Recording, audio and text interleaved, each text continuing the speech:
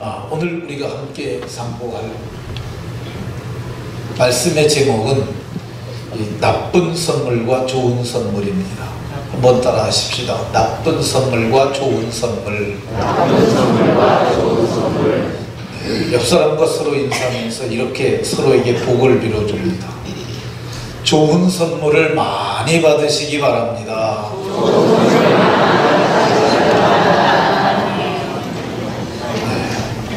좋은 선물을 모두가 깨달으셔서 그걸 받고 누리고 나누고 전해주는 복이 모두에게 있으시길 예수님 이름으로 축원합니다. 아멘. 선물을 받으면 기분이 좋습니다.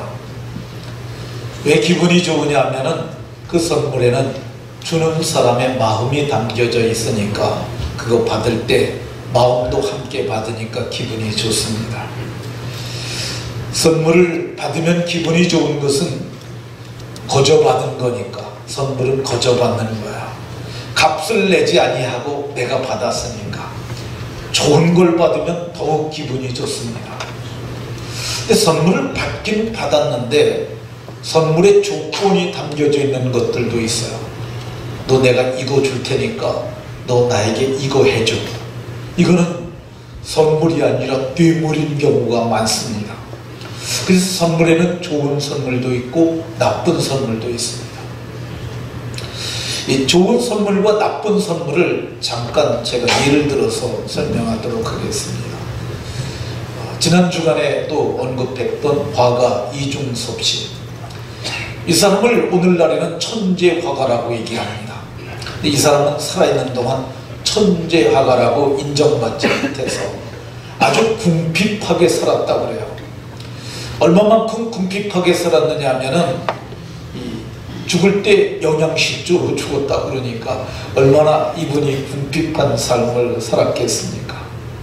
근데 이중섭 씨의 친구가 그만 병상에 있다는 얘기를 듣습니다. 근데 찾아가긴 찾아가야 되는데 빈손으로 갈 수 없으니까 뭘 사가지고 갈까? 이렇게 생각을 하다가 찾아보니까 가진 게 없어가지고 그림 종이 한 장을 꺼내놓고 거기다가 그림을 그립니다.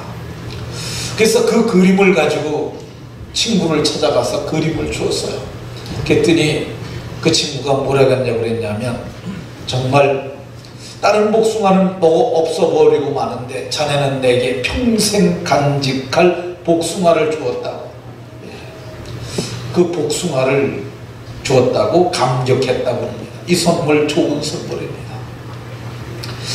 뮤지컬 친정엄마에 참석했던 100명의 어머니들에게 설문을 했더니 어떤 선물이 가장 좋겠냐 그랬더니 100명의 어머니들 중에서 52명이 현금을 달라고 그랬다고 합니다. 뭐니 해도 머니가 제일이라고 이렇게 말했다고 합니다. 아내가 받고 싶은 선물 인터넷에서 설문조사해 봤는데 이 아내들 다수가 1순위로 얘기를 한 것이 뭐니 해도 뭐니라고 이렇게 말했다고 합니다. 오늘 우리가 봉독한 본문에도 좋은 선물과 나쁜 선물이 있습니다. 오늘 우리가 나쁜 선물이 어떤 선물인가 살펴보고 좋은 선물을 내가 지금 받았는데 알고 있는가도 살펴봐서 모두가 좋은 선물이 기쁨으로 충만해지는 은혜가 있기를 바랍니다. 먼저 그러면 나쁜 선물은 어떤 선물일까? 16절 보면은 이 선물은 범죄한 한 사람으로 말미암은 것과 같지 아니하니 범죄한 한 사람으로 말미암은 선물도 있었다고 얘기해요. 이 범죄한 한 사람이 누구냐 하면 아담입니다. 아담 한 사람으로 말미암아 죄가 세상에 들어오고 12절에 그렇게 말씀하잖아요. 그러니까 아담이 우리에게 준 아주 나쁜 선물이 하나 있는데 그게 죄예요. 이거를 우리는 원죄라고 얘기를 합니다. 본죄라고도 얘기를 해요. 이게 생내적으로 태어날 때부터 아담과 같이 육신을 입고 가진 모든 사람이 갖고 있는 그게 있는데 그게 죄예요. 이 죄를 우리에게 아담이 선물로 줬어요. 이 선물은 우리에게 준 죄로 말미암아서 들어온 선물이 하나 더 있는데 그게 심판을 통해서 들어온 정죄야. 심판은 법정적 용어예요.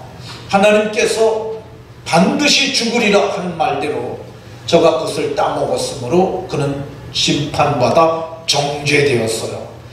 그 정죄의 대가는 뭐냐? 정죄의 대가는 12절에 사망이 모든 사람에게 이르렀느니라. 아담이 가져온 죄로 말미암아서 우리는 정죄되었고 마침내 죽게 되었던 것을 볼 수가 있습니다. 아담이 준 이 선물 아주 나쁜 선물입니다. 어느 철학자가 말했던 것처럼 우리는 모두 죽음에 이르는 병에 걸려 있어요. 점점 다 죽어가는 거죠. 그럼 마침내 죽는 거야. 머리털도 빠지고 이빨도 빠지고 어떤 이빨은 또 오래 써가지고 쪼개지기도 하고 참 얼마나 이거 당혹스럽습니까? 어느 날 여탄 조각 불고서 깨물었더니 이빨이 쪼개져 버렸어요. 정말 제가 그 일을 겪었었는데 아이고 정말 엄청 당혹스럽더라고요. 이게 무너져가는 거야. 이게 죄로 말미암아서 죽음에 이르는 병에 걸린 우리들의 모습이에요.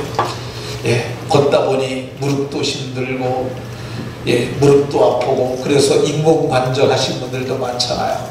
이게 죽음에 이르는 병에 걸린 우리들의 실상입니다. 이 나쁜 선물을 우리가 모두 받았어요. 그런데 많은 세상 사람들은 이거는 늙으면 자연적 그런 거야. 숙명처럼 받아들이고 있어요. 성경은 이것은 숙명이 아니라고 이렇게 말합니다. 성경은 뭐라고 말하냐면 이 나쁜 선물을 대신할 만한 좋은 선물이 우리에게 있다고 말씀하고 있습니다. 우리가 죽음의 이런 병에 걸려서 사망의 왕노릇함으로 말미암아 우리가 죄의 종노릇을 하는데, 근데 여기에 머물지 않고 의의 종이 되고 생명 안에서 왕노릇할 좋은 선물이 있다고 얘기를 하고 있습니다. 그 선물이 무엇입니까? 첫 번째 생명입니다. 생명. 오늘 우리가 봉독한 본문을 보게 되면 본문에 하나님께서 우리에게 주신 선물이 나와요. 그 선물은 하나님께로부터 왔고 그 선물은 예수님께로부터 왔습니다. 지난 주간에 박정희 대통령 시기에도 말했고 노무현 대통령 시기에도 말했고 그 선물이 얼마만큼 컸냐? 모든 사람에게 넘쳤으리라 15절에 말씀하고 있습니다. 얼마만큼 많았느냐? 아마존 강에 물처럼 많아서 아마존 강물을 떠먹어가지고 그 물을 없앨 수 있겠어요? 그렇게 그 선물이 많다고 얘기를 하고 있습니다. 그 선물 보따리를 끌어보니까 첫 번째가 생명이에요. 이 생명이라는 말은 영생이라는 말과 바꿨을 수 있어요. 왜 이 생명이 영생으로 바꿨을 수 있느냐? 하나님의 생명을 우리가 받았기 때문이에요. 예수 그리스도가 하나님의 아들이신데 그분이 십자가의 죽으심으로 말미암아 우리는 속량 곧 죄사함을 받았고 그 은혜를 인하여 우리가 영생하는 은혜를 입었기 때문에 그렇습니다.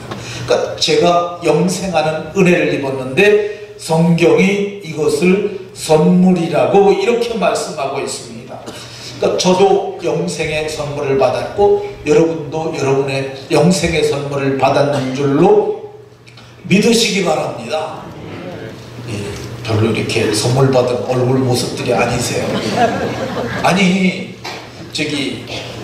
내가 이제 신장이 다 망가져갖고 기능에서 망가져서 이게 콩팥 그 신장이 망가져가지고 그거 걸러내는 일을 하다가 누가 신장 기증을 해서 그거 떼어버리고 이제 신장이 멀쩡해져서 건강해지기만 해도 생명의 은인이라고 그러잖아요. 생명의 은인이라고 그래봐야 몇십 년 더 사는 거지 마침내 죽잖아요. 근데 그 정도가 아니라 영원한 생명을 나와 여러분들에게 하나님께서 선물로 주셨는 줄로 믿으시기 바랍니다. 아멘. 두 번째 선물은 어떤 거냐? 오늘 17절에서 말합니다. 은혜와 의의 선물을 넘치게 받은 자들은 은혜와 의의 선물을 내가 받았고 여러분들이 받았다고 말씀하세요. 그것이 믿음으로 말미암아 의롭다 하심을 받는 그런 의예요. 그러니까 그 의를 받은 사람들은 하나님 앞에도 담대히 설 수 있어요. 왜 그러냐면 예수의 피가 우리의 죄를 덮어버렸기 때문입니다. 죄인은 하나님 앞에 설 수 없어요. 성경은 은혜의 보좌 앞에 담대히 나아갈 믿음의 담력을 내가 얻었고 여러분들이 얻었다고 말해요. 그것이 아브라함이 믿음으로 말미암아 의롭다 하심을 받았던 것과 동일한 은혜, 그 일을 내가 받았고 여러분들이 받았다는 겁니다. 그러니까 여러분들을 이게 법정적으로 보면은 법에서 이 사람은 사형에 해당한다고 대법원에서 판결을 내려버리면 사형받아야 돼요. 근데 대법원에서 지금 내가 사형 판결을 받을까 무죄 판결을 받을까 고민하고 있는데 이 사람은 무죄가 합당하다고 판결 대법원이 장의하고 모태를 3번 두들기면 세상 법정에 누구누구를 정죄할 수 없어요. 얼마나 대단한 거야. 근데 세상 법정에서 의롭다고 그래도 그 사람이 죄인에서 벗어나는데 우리는 아담이 지은 죄에서 벗어나서 하나님 면전에서 서고 그래서 우리가 심판에 이르지 아니하고 영원한 나라에 들어가게 됐으니까 저와 여러분들이 모두가 이 선물을 받았는 줄로 믿으시기 바랍니다. 세 번째, 생명 얻고 의롭다 하심을 받은 자들에게 하나님이 주신 선물이 있는데 그게 구원이라는 선물이에요. 너희가 그 은혜에 의하여 믿음으로 말미암아 구원을 받았으니 에베소 2장 8절에 이렇게 말씀하세요. 받을 거면은 아직 내게 없는 거예요. 근데 구원을 받았으니 에베소 2장 8절에 그렇게 말씀합니다. 이것이 너희에게서 난 것이 아니요 하나님의 선물이라. 하나님이 우리에게 선물로 주셨다는 거야. 여러분 구원받기 위해서 여러분들이 대가를 치는 것 없잖아요. 그러면 구원이 공짜입니까? 아닙니다. 우리가 구원받기 위해서 값을 내신 분이 있어요. 그분이 하나님의 아들 예수님인데 그분이 자기 피로 우리를 값주고 샀다고 얘기를 해요. 그래서 생명을 주고 생명을 산 거야. 그래서 우리가 영생을 얻게 됐는데 우리는 구원을 공짜로 받았어요. 그래서 선물이라고 얘기를 해요. 이것이 내가 받은 선물이고 여러분들이 받은 선물입니다. 그러니까 저와 여러분들이 모두 선물을 받으셨는 줄로 믿으시기 바랍니다. 네 번째, 하나님께서 생명 얻고 의롭다 하심을 받은 자들에게 구원을 선물로 주시고 구원 받았는데 힘있게 세상을 살아가도록 하나님께서 우리에게 선물을 또 주셨어요. 그게 성령입니다. 성령. 하나님께서 우리에게 성령을 선물로 주셨는 줄로 믿으시기 바랍니다. 예수님께서 지상에 계실 적에 이렇게 말씀하셨어요. 너희가 악한 자라도 자식들에게 좋은 것을 줄 알지 않느냐. 하물며 하늘에 계신 너희 아버지께서 너에게 좋은 것을 주시지 않겠느냐. 이 마태복음에는 좋은 것을 주시지 않겠느냐 이렇게 말씀하셨고 누가복음에는 구하는 자들에게 성령을 주시지 않겠느냐 이렇게 말씀하셨어요. 그러니까 이 마태복음에 쓰여진 것은 마태는 유대인들을 대상으로 썼어요. 그러니까 여러분들이 마태복음을 보게 되면 구약의 인용이 많아요. 근데 누가복음은 이방인들을 위해서 쓴 거야. 누가가 사도행전과 누가복음을 함께 썼어요. 이방인들에게 좋은 걸 그러면 몰라요. 그래서 꼭 찍어서 하늘 아버지께서 구하는 자들에게 성령을 주시지 않겠느냐. 주시긴 주시는데 구하면 주시겠다고 말씀하셨어요. 이 약속을 하시고 예수님께서 이제 하늘로 올라가실 때가 되니까 세상에서 마지막째 된 날 제자들과 함께 모였을 때 예수님께서 이렇게 말씀하셨어요. 너희는 내가 너희들에게 약속했던 그거, 아버지의 약속하신 것 그걸 기다려라. 그게 뭐냐면 성령이에요. 너희가 몇 날이 못 돼서 성령을 받을 것이다.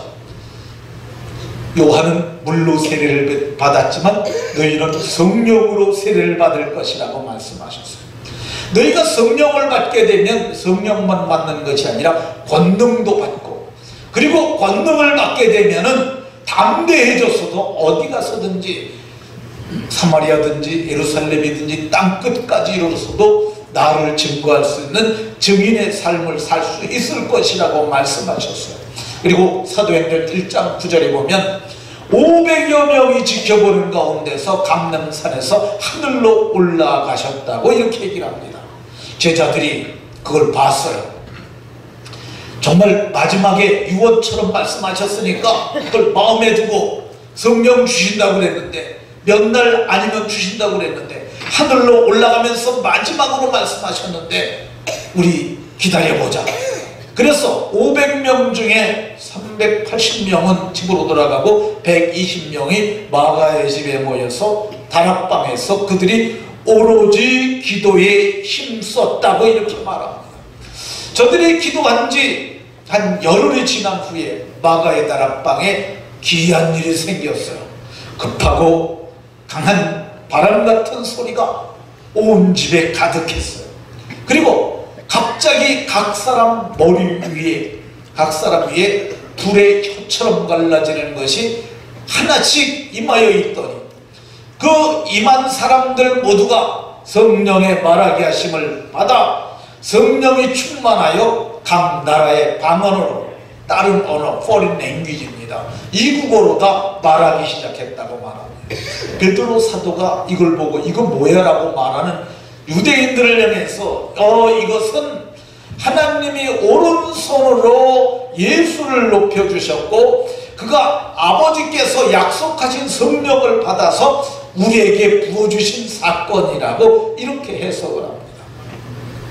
베드로 사도가 사도행전 8장에서 또 이것을 하나님께서 우리에게 주신 선물이라고 말을 해요. 사도행전 8장에 보면 이방인 고넬료가 하나님 앞에 기도하는데 천사가 나타나서 말합니다. 네가 기도한 것, 내가 구제한 것이 하늘까지 올라갔단다. 그래서 하나님께서 내게 은혜를 베풀어 주시려 하는데 내가 피장 시몬의 집에 가게 되면 거기 베드로라 하는 사람이 머물러 있으니까 그를 데려다가 그에게 말씀을 들으라고 그럽니다. 사람을 보내봤더니 진짜 베드로가 있는 거야. 그리고 진짜 베드로가 왔어요. 그래서 베드로가 성경에 보면은 베드로가 말을 하는데 성경에 말하는 것처럼 그들에게 성령이 임하시기를 그들에게 처음 하셨던 것과 같이 했다고 이렇게 말합니다. 그래서 베드로가 말하기를 너희는 성령으로 세례를 받으리라 하신 것이 생각났다. 그렇게 말하고 우리가 주 예수 그리스도를 믿을 때 주신 것과 같은 선물을, 우리가 주 예수 그리스도를 믿을 때 주신 것과 같은 선물을 그들에게도 주셨으니 이방인들에게도 하나님께서 선물을 주셨다고 말씀하고 있어요. 하나님께서 내게, 여러분들에게 성령을 선물로 주시는 줄로 믿으시기 바랍니다. 자, 하나님께서 성령만 선물로 주시냐? 성령의 은사들도 선물로 주십니다. 야고보 1장 17절에 보면 온갖 좋은 은사 그리고 온전한 선물이 빛들의 아버지께로부터 우리에게 내려온다고 이렇게 말씀하고 있습니다. 이 온전한 선물을 사도행전 2장 38절에서 베드로가 이렇게 말을 합니다. 이거는 너희가 회개하면 그리고 주 예수 그리스도의 이름으로 세례를 받으면 성령의 선물을 받게 될 것이라고 얘기했어요. 여기서 얘기하는 것은 성령이 아니라 성령의 선물이에요. 성령이 우리에게 또 주시는 선물이 있는데 그걸 성령의 은사라고 우리는 이렇게 표현합니다. 고린도전서 12장에 보게 되면 성령의 선물들이 나와요.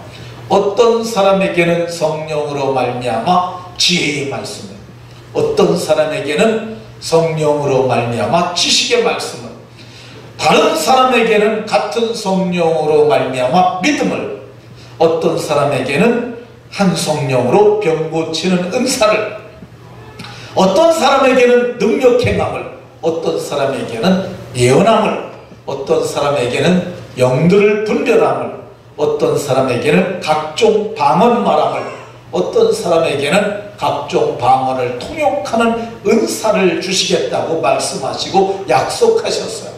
이 하나님의 약속은 오늘날에도 동일하게 유효한 줄로 믿으시기 바랍니다. 제가 예수님을 믿고 말씀이 깨달아지는 은혜를 입었어요. 그래서 저는 지혜의 말씀과 지식의 말씀을 은사로 받은 것이라고 제가 생각합니다. 그리고 하나님께서 제게 지혜와 지식의 말씀을 은사로 주신 이유가 뭐냐? 일시키려 하라는 걸 알았어요. 그래서 저는 생명의 말씀을 나눠주는 것, 이거 제가 할 일이라고 저는 생각하고 그걸 믿습니다. 그리고 지금으로부터 한 16년쯤 전에 제가 어느 날 성경을 읽는데 누가복음 12장 42절을 읽게 됐어요. 지혜 있고 진실한 청지기가 되어 주인에게 그 집사람들을 맡아 때를 따라 양식 나눠줄 자가 누구냐? 제가 이 성경을 읽었어요. 제가 성경을 읽는데 성경을 굉장히 좀 빠르게 읽습니다. 속독을 하는 편이에요. 근데 그날도 성경을 제가 어떻게 읽었냐면 소리내서 읽지 않았어요. 소리내서 읽으면은 이 말이 눈을 못 쫓아갑니다. 눈이 빨라요. 그래서 말로 다 읽지 아니하고 눈으로 성경을 쭉쭉 읽어갔어요. 눈과 생각으로 읽는 거죠. 읽어가는데 이 말씀을 읽는데 때를 따라 양식 나눠줄 자가 누구냐 읽는데 제 속 사람이 접니다 이렇게 말을 했어요. 제가 육신의 말로 말을 한 거야. 제가 이 말을 하고 놀랐어요. 아니 이게 뭐지? 그래서 성경을 더 이상 읽지 않고 그 본문을 다시 읽었어요. 때를 따라 양식 나눠줄 자가 누구냐? 근데 내가 접니다 이 말을 했으니 하나님이 성령으로 내게 물으신 거고 성령의 감동을 따라 내 속 사람이 답변한 것이 아닌가. 그러니까 내가 양식 나눠줄 자구나. 저는 그래서 육신의 영의 양식만 나눠주면 되는 줄 알았는데 때를 따라 양식 나눠주는 양식에는 육신의 양식도 있다는 걸 알았습니다. 그래서 저희 교회가 반찬 나누기 그거를 시작을 한 거야. 지금까지 그것을 하고 있는데 이것이 하나님께서 제게 주신 은사로 말미암고 사명으로 말미암은 것입니다. 오늘날에도 이 은사를 나눠주는 성령의 사역은 계속되는 줄로 믿으시기 바랍니다. 지난 여름에 우리가 부흥회를 했잖아요. 근데 그때 많은 분들이 은혜를 많이 받았어요. 근데 은혜를 받았으면은 좀 제게 말을 해주면은 어떤 은혜를 받았는지 제가 아는데 말들을 안 하시니까 그래서 제가 잘 모르고 있었어요. 근데 어느 날 저녁에 금요기도의 날인데 어떤 집사님이 한 분 여기 올라오셨어요. 그런 말하길 목사님 제가 이번 집회 때 방언의 은사를 받았습니다.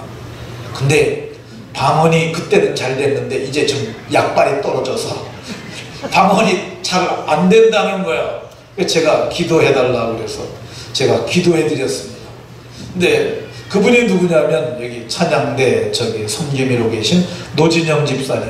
한번 손 들어보세요. 누군지 모르니까 저 우리 노 집사님이십니다. 60대 중반인데 성령의 은사를 받았어요. 근데 사실 사람이 늙게 되면은요 고집이 생겨요. 그리고 자아가 강해져요. 그래가지고 이 말을 잘 안 들어요. 어린아이 같은 심령에 하나님의 은혜와 은사가 임하는데 제가 보기에 늙으면 잘 안 되는데 우리 노집사님이 은사를 받으신 거예요. 이거는 저분이 연세는 많으셨지만 생각과 마음의 유연성이 있고 그리고 어린아이와 같은 천진함이 있으리라 생각이 됩니다. 제가 봐도 근데 보면은 그런 부분이 있으세요. 그래서 하나님께서 저분에게 은사를 주셔서 제가 이렇게 말했습니다. 고목나무에 꽃이 폈습니다.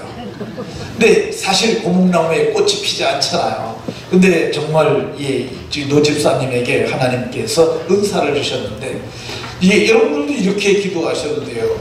노 집사님에게도 주시면서 내게는 왜 안 주십니까? 내가 더 젊으니까 내게도 주십시오.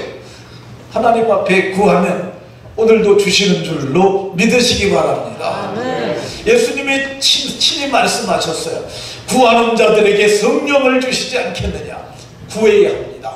하나님 내게도 주시옵소서, 내게도 주시옵소서라고 부르짖어 기도하면 하나님께서 주실 줄로 믿습니다. 하나님께서 우리에게 마지막으로 주신 선물이 하나 있는데 그게 직분이에요. 직분. 에베소 3장 7절에 바울 사도는 하나님의 은혜의 선물을 따라 내가 일꾼이 되었노라. 하나님의 교회의 일꾼이 된 것, 이거 하나님께 은혜 받은 자들만 할 수 있는 일이에요. 대통령도 하나님의 교회의 집사일을 믿지 않으면 할 수 없습니다. 서울대학교 교수라 할지라도 예수님을 믿지 않으면 은혜를 받지 못해서 작은 교회 집사일도 할 수 없어요. 그런데 이게 은혜의 선물을 따라 이 선물을 받게 되면 일꾼이 될 수 있습니다. 바울 사도는 내가 일꾼이 된 것은 하나님이 나를 충성되이 여겨서 내게 직분을 맡기신 것이라고 감격을 했어요. 나 같은 자를 충성되이 여겨 내게 직분을 맡기시다니. 그래서 바울 사도는 충성되이 여겨주심에 감사하여 자기 목숨을 조금도 귀한 것으로 여기지 아니하고 그는 힘을 다하여 하나님께서 맡기신 일에 최선을 다했어요. 그는 말로만 이렇게 최선을 다한 게 아니에요. 고린도후서 11장을 보게 되면 바울 사도가 자기가 힘을 다하여 수고하다가 당한 환난을 얘기를 하는데 매도 수없이 맞고, 여러분들 장성에서 매 맞아 보신 분들이 있으세요? 한 번만 맞아도 자존감에 상처를 입고 좀 막말로 내가 이 일을 하면서 이렇게 매를 맞다니 나 이제 안 할 거야 그럴 수 있잖아요. 근데 바울 사도는 매도 수없이 맞고 옥에도 갇히고 여러 번 죽을 뻔했고 40에 하나가 만 매를 5번 맞았다고 그래요. 유대인들은 40대 이상은 안 때립니다. 왜 그러냐면 잘못하면 죽으니까. 때리는 것은 형벌을 가하는 것이 죽이려는 생명을 뺏으려는 게 아니잖아요. 그러니까 40에서 하나 가만 39대까지만 때립니다. 근데 40에 하나 가만 매를 5번, 그러니까 죽도록 맞기를 5번 했다는 거야. 이 40에 하나 가만 매를 5번이니까 200대에서 5대 빼면 195대를 맞은 거죠. 정말 이거 제가 보기에 만신 차이가 되도록 맞지 않았나는 생각이 듭니다. 3번 태장과 태장 맞았다고 얘기를 해요. 3번 태장. 태장은 태형과 장형을 합친 거라고 얘기를 해요. 이 태형이 어떤 거냐면은, 태형은 이 막대기로 때리는데 넉자가 안 되는 막대기. 우리나라의 태형은 그렇다고 합니다. 넉자가 안 되는데 이 옹지를 다 깎아낸 빤빤한 막대기로 1m 20이 안 되는 거로 때리는 걸 태형이라고 그러고, 장은 곤장을 생각하면 됩니다. 곤장은 길잖아요. 조그만 거로 때리면 요거 이게 덜 아픈데 긴 거 가지고 이렇게 내려치잖아요. 이건 반 죽습니다. 정말. 제가 DMZ에서 공사할 때 우리 물병장이라고 이 기관총 사수가 물병장이었어요. 옛날에. 그러니까 자대 올 때 병장을 달고 오는데 사병이에요. 사병으로 같이 오는 겁니다. 근데 이 사람이 이제 물병장인데 군대는 걸 연수를 짬밥이라고 합니다. 짬밥이 차서 진짜 병장이 될 만했어요. 그랬더니 이제 지가 이제 나 물병장 아니고 진짜 2등병으로 시작해도 난 이제 병장 날 때가 되지 않았느냐. 짬밥으로 따져도 나보다 많은 놈이 있으면 나와봐. 그럼 자기가 이제 병장이라는 거죠. 그래가지고 그 친구가 우리를 집합을 시키고 팼어요. 근데 원래 기관총 사수가 덩치가 좋아야 합니다. 적어도 한 15cm는 커. 이렇게 큰 놈이 참나무가 물을 먹게 되면은요, 그 무지무지 무겁습니다. 생참나무에 물을 먹은 참나무를 갖다 그걸 잘라 갖고 와서 그거로 폈어요. 아, 근데 그거 한 대 맞으면 저기 깨구락지를 갖다 이렇게 땅에다 탁 тэр미치면은요 쫙 뻗습니다. 근데 한 대 맞으면 쫙쫙 뻗는 거예요. 근데 이 태장이 그런 거야. 3번 태장 맞고 돌로 맞고 일주야를 깊은 바다 그리고 강의 위험, 강도의 위험, 동족의 위험, 이방인의 위험, 지인의 위험, 광야의 위험, 바다의 위험, 수고하고 여러 번 자지 못하고 목마르고 굶고 춥고 헐벗고 얼마나 이게 비참합니까?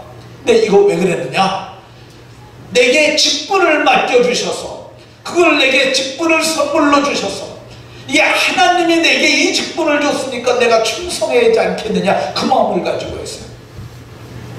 연말쯤 되게 되면 나 이제 교사 안 한다 그러는 사람들 꽤 많이 나옵니다. 그리고 나 이거 안 한다 그러는 사람들 많아요. 근데 바울 사도가 보면은 여기 여러분 바울 사도가 당한 것 한 가지도 당한 사람 없잖아요. 이 바울 사도는 태어날 때부터 로마의 시민권을 갖고 태어난 사람이에요. 그런 길리기아 다소송에서 자란 사람이고요. 가말리엘 문화에서 수학을 받은 최고의 수재예요. 그가 이런 고난을 당해야 될 이유가 하나도 없어요. 그런데 딱 한 가지, 내게 하나님께서 은혜의 선물을 따라 내게 직분을 주셨는데 하나님의 일꾼 삼으신 것을 인하여 감사함으로 충성했습니다. 바울 사도는 내 속에 능력으로 역사하시는 이의 역사를 따라 나는 늘 무슨 일을 하든지 힘을 다하여 수고했다고 했어요. 힘을 다한 수고가 어떤 수고냐면요, 야곱이 자기 아내들에게 말하기를 내가 힘을 다하여 그대들의 아버지를 섬겼다고 그랬는데, 그게 어떤 수고냐면요, 내가 아버지 양떼를 칠 적에 장인 양떼를 칠 때 양이 낙태하면 내가 그거 물어놨다는 거야. 짐승이 와서 짐승 물어 죽이면 그것도 물어놨다는 거야. 뿐만 아니고 낮에는 더위와 밤에는 추위를 무릅쓰고 눈 붙일 겨를도 없이 지냈다고. 이게 얼마나 힘든 거야. 낮에는 더위, 밤에도 짐승들 돌보느라고 추위, 그리고 눈 붙일 겨를도 없이 자기가 20년을 보냈다고 이렇게 얘기를 하고 있습니다. 그러니까 우리가 무슨 일을 하든지 하나님께서 맡겨주신 일, 힘을 다하여 수고하면 그게 복이 될 줄로 믿으시기 바랍니다. 교회 일만이 아니에요. 이 세상에서 내가 하는 일이 정말 바른 일이라면 그거 하나님이 맡겨주신 일로 힘을 다해야 합니다. 우리나라에 힘을 다하여 수고해갖고 재벌이 됐던, 한국 최고의 재벌이 됐던 사람 하나 있습니다. 정주영 씨. 그럼 정말 쌀가게 점원으로 들어가고 최선을 다해서 한국 최고의 재벌이 됐어요. 세계적으로 최고의 재벌이 됐던 사람이 하나 있는데 이 칼렉이라는 사람이야. 이 사람도 정말 힘을 다하여 맡은 일을 수고하는 사람이었어요. 이 사람은 세계 최고의 재벌이 됐어요. 이 사람은 1835년도에 스코틀랜드의 이 가준이라는 직공의 아들로 태어났어요. 근데 아버지가 좀 무능했던 것 같아요. 그러니까 어머니가 구멍가게 됐는데 그가 14살 되었을 때 완전히 파산하고 맙니다. 결국은 여기서 못 살겠다, 우리 미국으로 이민 가자, 그렇게 결정을 합니다. 그래서 이민을 가려고 그러는데 빚진 거 갖고 가야 되는데 그거 못 갖고, 그리고 또 이주하는 비용도 들어가는데 그것 때문에 고민하고 있을 때 한 분이, 어머니의 친구가 돈을 빌려줍니다. 그래가지고 미국을 가요. 이게 14살 때 미국에 와가지고 그때부터 그는 어렸을 적에 학교를 다니는 게 단 5개월밖에 없다 그래요. 근데 이제 교회 다니면서 그 영어로 다 된 성경을 읽으면서 성경 글을 익히고, 그리고 하나님 말씀을 들으면서 진리를 깨달은 거죠. 그래서 미국에 와가지고 광적 공장의 노동자로, 기관차 조수, 전보 배달로, 전신 기사로 하다가 철도회사에 좋은 직장을 하나 맡게 되는데 그게 비서가 된 거야. 철도회사에 들어갔는데 그가 무슨 일을 시켜도 너무 힘을 다해 수고하니까 그 사장이 그를 보고 너 이제부터 내 비서해라. 그래서 사장 따라다니면서 경영을 배워요. 그래서 그가 마침내 그가 이 침대 열차를 발명하고, 그리고 그가 큰 재물을 벌어서 마침내 철강회사를 이뤄서 큰 부자가 됩니다. 그 사람은 늘 했던 게 직원들에게 작은 일에도 충성해라, 힘을 다해서 수고해라, 그 얘기했어요. 맡은 자들에게 구할 것은 예수님도 충성이라고 그랬으니까 힘을 다해라. 지극히 작은 것에 충성된 자는 큰 것에도 충성되고, 지극히 적은 일에 불의한 자는 한 것에도 불이하다고 이 말씀을 가지고 그는 힘을 다하여 수고하라고 그래요. 늘 얘기했다고 그래요. 그가 어느 날 자기 철강회사에 좀 돌아보는데 한 사람이 크게 힘을 다해서 일을 하더래요. 그래서 여러 번 눈여겨보고 저 사람이면 이 회사를 맡겨도 되겠다. 그래가지고 그 사람을 사장실로 불려가지고 이렇게 말했다고 합니다. 당신을 내가 눈여겨봤더니 당신은 정말 힘을 다하여 일을 합니다. 그랬더니 그가 말하길, 예, 저는 이게 재밌고요, 저는 이 일을 천직으로 알고 있고요, 저는 힘을 다해서 합니다. 그때 카네기가 말하기를, 그러면은 이 공장 경영을 맡아주시오. 당신이 공장장을 해주시오.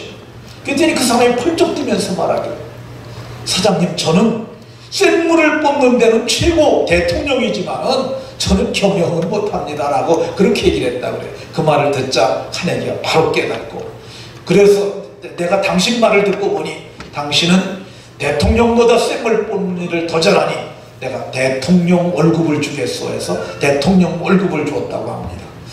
성경은 우리에게 이렇게 작은 일에도 최선을 다하게 되면 하나님이 크게 쓰시겠다고 말씀하고 있습니다.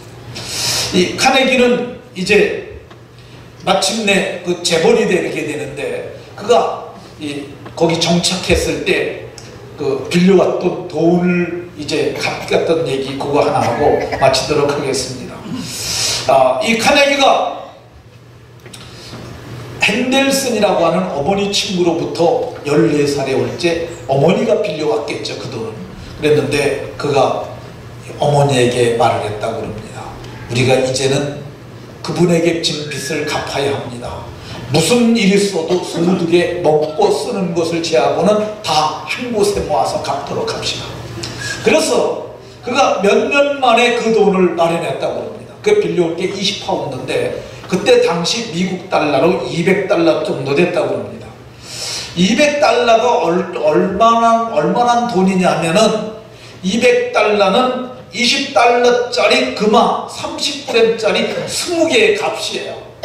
저게 저건 1933년도에 금한 금화인데 이게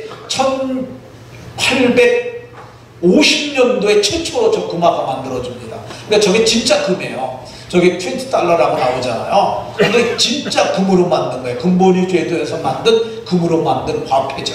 근데 저게 우리나라 돈으로 저게 뒤에 금이 30g 들어간 건데 달러로 계산하면 저것이 순수한 금값으로 따지면 1260달러. 우리나라는 3.75g 한도 3.75g 한 돈이 17만 7천 원인가 해요 지금.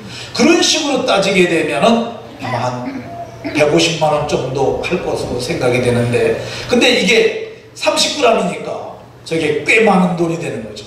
그래서 저게 200달러면 저런 게 20개를 되는데 오늘날 재화로 얘기하면 3천만 원 이상이 되는 돈이라고 그래요.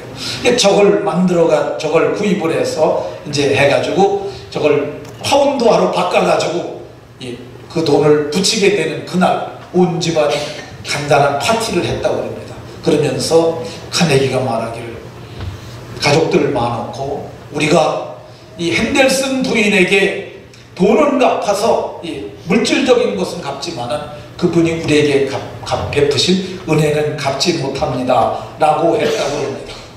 어쨌든 카네기는 그가 66세가 되던 해 1901년에 되던 해 회사를 정리하고, 그때부터는 내가 받은 은혜가 이렇게 크니 이제 내가 세상에 돌려줘야겠다고 해서 카네기 재단을 설립합니다. 그래서 그는 영국을 비롯한 영어권에 있는 국가들에게 공공 도서관 설립을 위해서 어마어마한 기금을 내었다고 해요. 그리고 그가 카네기 공과대학을 설립했고 카네기 연구소를 설립했고, 그리고 홈스테드 노동자들을 위해서 이 연금 제도를 만들기 위해서 그 기금을 돈을 내놨고, 그리고 1905년도에 미국 대학 교수들을 위한 연금 기금도 그가 내놨다고 얘기를 합니다. 그러니까 그는 어마어마한 돈을 내놔서 수많은 사람들을 복되게 하는 일을 했던 걸 볼 수가 있습니다. 그러니까 은혜를 받기만 한 것이 아니라 은혜를 나눠주는 삶을 사는 거죠. 사도 요한은 우리들에게 우리도 그렇게 살라고 얘기를 합니다. 그렇게 되면 죽도록 충성하고 돌아오게 되면 생명의 면류관을 우리 모두에게 주겠다고 약속해요. 이 약속이 요한에게만 있는 것이 아닙니다. 주의 나타나심을 사모하는 모든 자에게 바울 사도는 예비된 것이고 반드시 줄 것이라고 말씀하고 있어요. 저와 여러분들 모두가 이 땅에 사는 동안 은혜의 선물을 받아 누리고 나누고 전해주고, 그리고 마지막 날에는 생명의 나라를 유업으로 받는 은혜가 모두에게 있으시기를 예수님 이름으로 축원합니다. 아멘. 기도합니다.